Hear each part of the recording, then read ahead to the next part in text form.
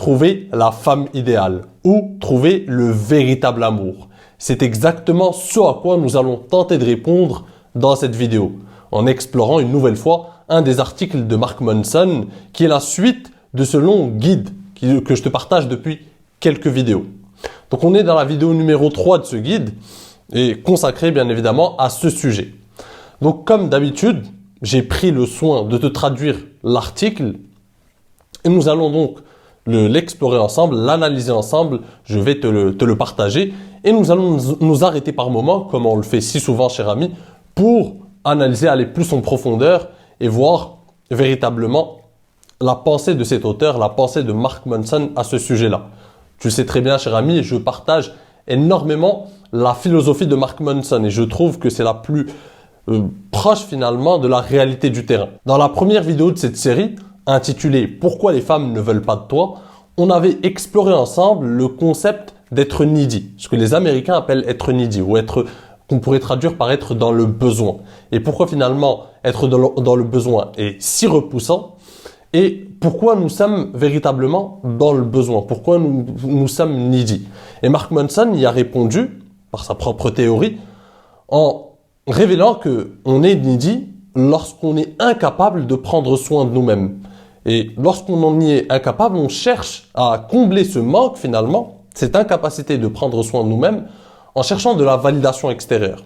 Donc la suite de ce guide était tout simplement comment prendre soin de nous-mêmes et c'était la vidéo précédente qu'on a vue, comment prendre en main ta vie d'homme. Et Mark Manson nous a donné quelques points à travailler pour prendre en main notre vie d'homme et prendre soin de nous-mêmes. Et il avait conclu cette vidéo en disant que prendre soin de nous-mêmes est un travail du quotidien et un travail de toute une vie. Ça ne devait pas nous empêcher de continuer de nourrir nos opportunités amoureuses, tout en travaillant sur nous-mêmes bien sûr. Et donc, on y est. Où trouver la femme idéale? Où trouver le véritable amour?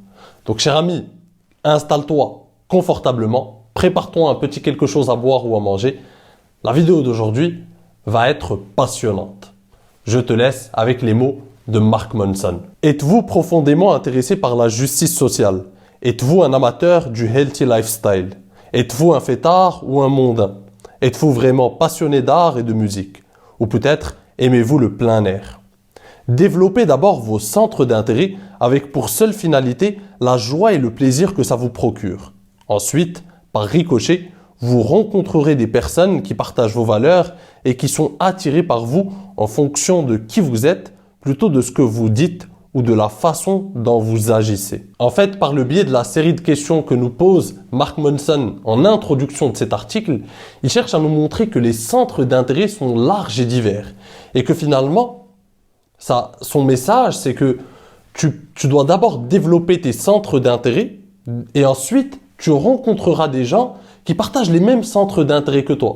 Et il va à contre-pied de ce qu'on entend souvent comme conseil en séduction.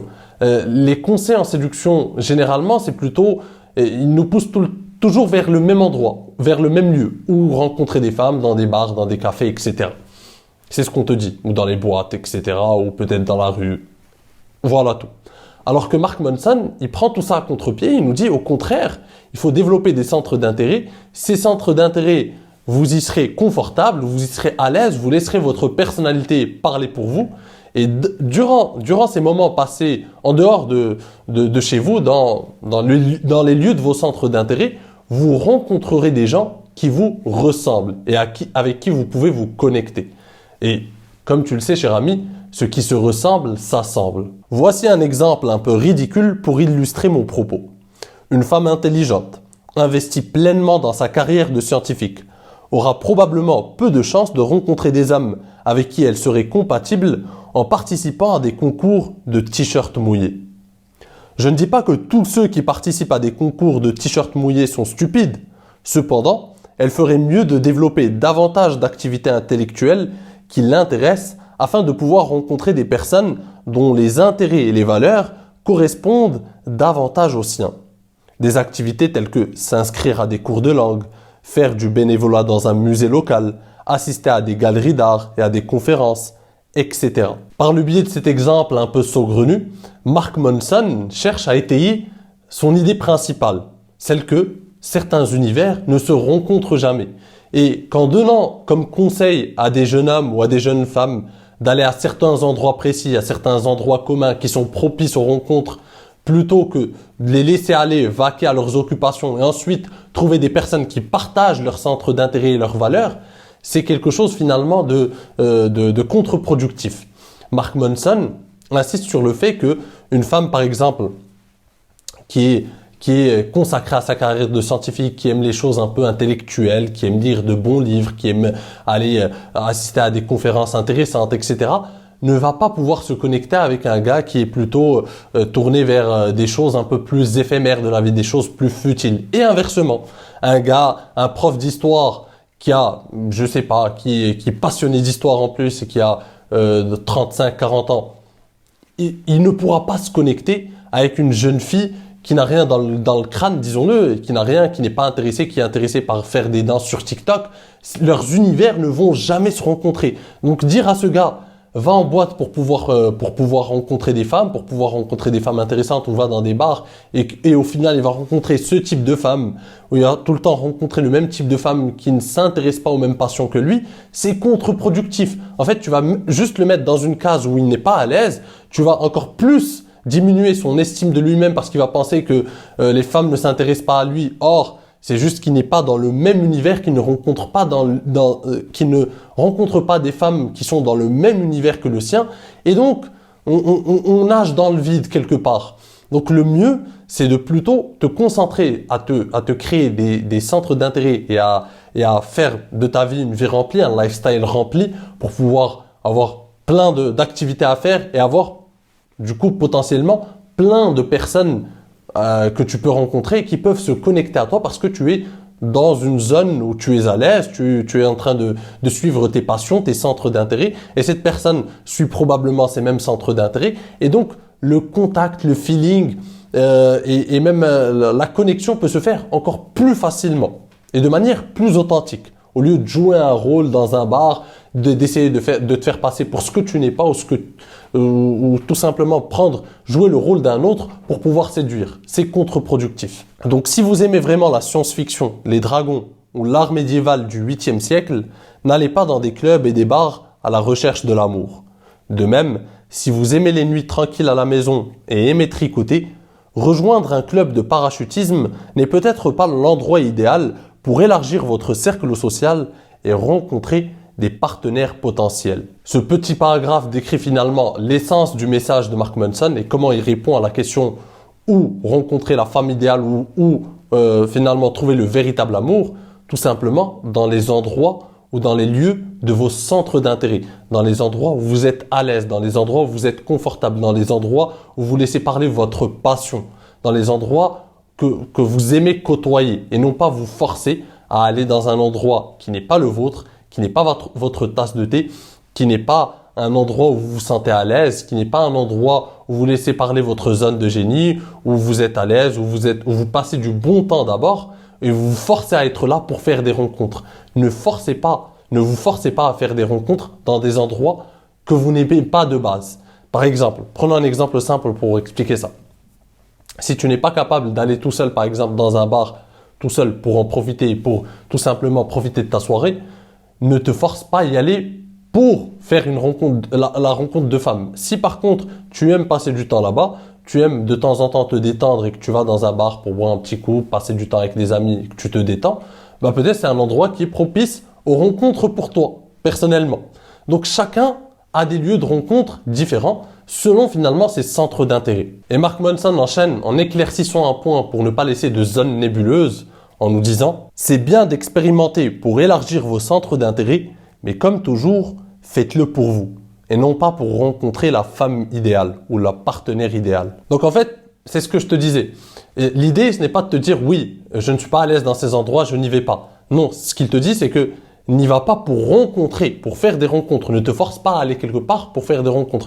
Par contre, si tu veux commencer, si tu veux, je sais pas, découvrir une nouvelle activité, vas-y, fais-le pour toi.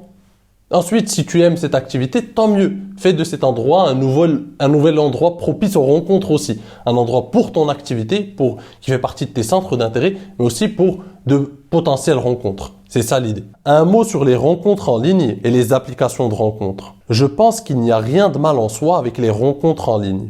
D'ailleurs, des études ont montré que de plus en plus de personnes se rencontraient en ligne et entretenaient des relations à long terme. C'est tout à fait faisable et cela peut être aussi un excellent moyen de rencontrer des gens. Surtout si vous êtes nouveau dans une ville, extrêmement occupé par le travail ou simplement de retour dans le game. Bon, pour ma part, tu connais ma position sur les applications de rencontres. Personnellement, ce n'est pas ma tasse de thé. Moi, je suis un peu old school. Je préfère faire des rencontres dans la vraie vie. Je préfère me connecter aux gens, me rappeler de la manière, de comment j'ai rencontré cette fille par exemple, comme les premiers mots, l'échange qu'on a eu, le contexte. J'aime me rappeler de ces souvenirs. C'est ce qui fait le charme d'une rencontre. Je n'aime pas rencontrer des gens sur Tinder. Ça ne veut pas dire que je suis contre. Ça ne veut pas dire que je suis contre les applis de rencontre. Ça fait partie de l'ère du temps. Si tu arrives à faire des rencontres là-dessus, tant mieux. Moi, ça m'ennuie. Je te le dis, je m'ennuie vite. Dès que j'utilisais Tinder, par exemple, je ne l'utilise plus depuis plus de 3 ans ou un truc comme ça. Dès que je l'utilisais, ça m'ennuyait rapidement. Je préférais sortir, rencontrer des filles dans la vraie vie. Et en plus, je trouve que, à part le fait qu'il y a le vrai charme de la rencontre, je trouve que dans la vraie vie, on développe aussi des vraies compétences de séducteur. On apprend à faire face à la peur du rejet, on apprend à passer à l'action, on apprend à aborder, on apprend à entretenir une conversation avec une femme, avec une inconnue. Ça te donne des vraies compétences, la vraie vie finalement. Faire des rencontres dans la vraie vie, ça te donne de réelles compétences que tu ne vas pas acquérir en étant avachi sur ton canapé et en swipant des profils sur Tinder. C'est mon avis. Après, comme je te dis, je ne suis pas du tout contre. Cela dit, la plupart des gens n'utilisent pas efficacement les applications de rencontres. Si vous avez des problèmes avec les gens qui sont excentriques et ou un peu froids, eh bien, je déteste être celui qui vous le dit, mais ce n'est pas eux le problème, c'est vous. Vous voyez, les applications de rencontres sont idéales pour rencontrer des gens rapidement et efficacement. Et c'est à peu près tout. Ensuite, c'est à vous d'être audacieux et de communiquer clairement ce que vous recherchez. Là, on revient quelque peu à la philosophie qu'a Mark Manson des relations hommes-femmes et des rencontres. Mark Manson, c'est quelqu'un qui incite au clivage. C'est quelqu'un qui te pousse à exprimer pleinement ta personnalité, à être authentique et à éliminer rapidement les femmes qui ne sont pas intéressées. C'est sa philosophie de la séduction, c'est la mienne, c'est celle que je te partage aussi régulièrement sur la chaîne. Pour moi, il faut être clivant. Séduire, c'est choisir. Séduire, c'est éliminer des femmes. Séduire, c'est diviser l'opinion des femmes. C'est-à-dire que certaines vont t'adorer, d'autres vont te détester. Et c'est normal.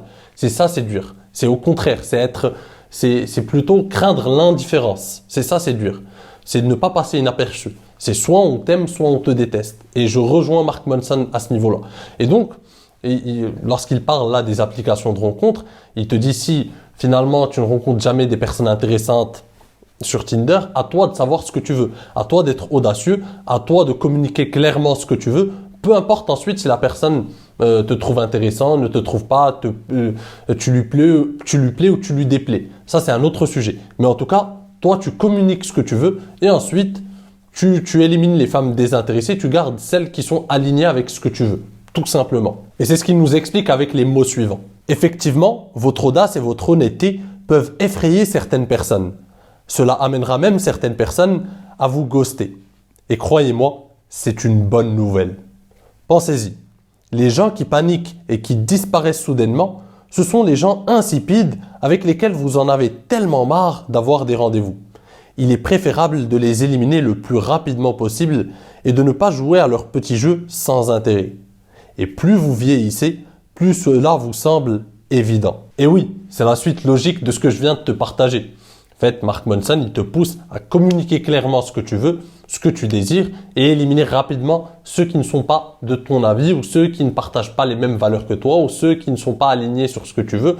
C'est le meilleur moyen finalement de trouver rapidement des personnes compatibles, de trouver les femmes qui veulent véritablement être avec toi. Et le meilleur moyen, c'est finalement accepter que certaines femmes te rejettent et te rejettent le plus rapidement possible. Et pour cela, il faut assumer pleinement et exprimer pleinement ta personnalité pour voir quelles sont les femmes intéressées et les femmes désintéressées. Éliminez rapidement ces femmes désintéressées. C'est pas grave, au contraire, il nous dit, Mark Manson nous explique que c'est une bonne nouvelle. Ces personnes qui vous rejettent, qui ne sont pas intéressées ou qui disparaissent de votre vie ou qui disparaissent, qui ne vous donnent plus de nouvelles, c'est un cadeau du ciel. Parce que ces personnes vous rapprochent de celles qui sont véritablement intéressées. Et plus vous éliminerez rapidement ces femmes désintéressées par exemple, plus vous vous rapprochez des femmes qui sont intéressées par vous. Si vous dites à quelqu'un lors d'un premier rendez-vous que vous recherchez une relation à long terme et que cela l'effraie, alors vous venez de rendre un grand service à votre futur vous. Si le simple fait d'énoncer vos intentions générales effraie quelqu'un, c'est qu'il ne veut tout simplement pas la même chose que vous et ou qu'il a ses propres problèmes à régler.